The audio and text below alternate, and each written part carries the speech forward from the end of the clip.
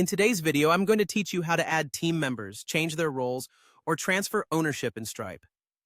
Managing your team effectively is crucial for ensuring seamless operations, and I'm here to walk you through the essential steps of setting up and maintaining your team's access in Stripe.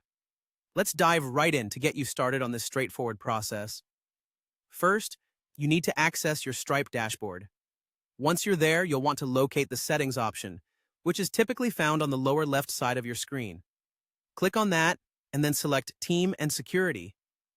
This section holds all the tools you need to manage your team, including who has access to your account and what roles they play.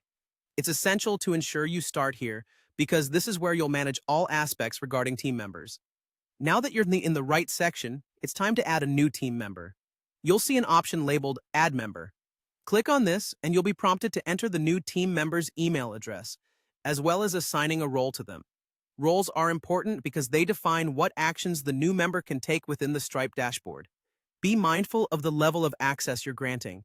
For instance, you might want to assign a limited access role for someone who only needs to view transaction data, versus an admin role for someone who requires full access, including financial operations. After you've filled in the necessary information and selected the appropriate role, the next step is to send the invitation. You'll see a button labeled Send Invites. Go ahead and click that. This action will send an email invitation directly to the new team member, prompting them to join your Stripe account. It's important to note that the invitee must accept the email invitation to become a part of your team and gain access to the Stripe account. Until they do, they won't have any access to the account, even if you've assigned a role to them. If they haven't accepted yet, you might want to follow up with them to ensure they received the invite.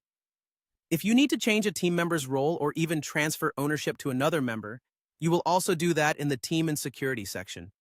Simply find the member whose role you wish to change, or who you'd like to make the new owner, and adjust their settings accordingly.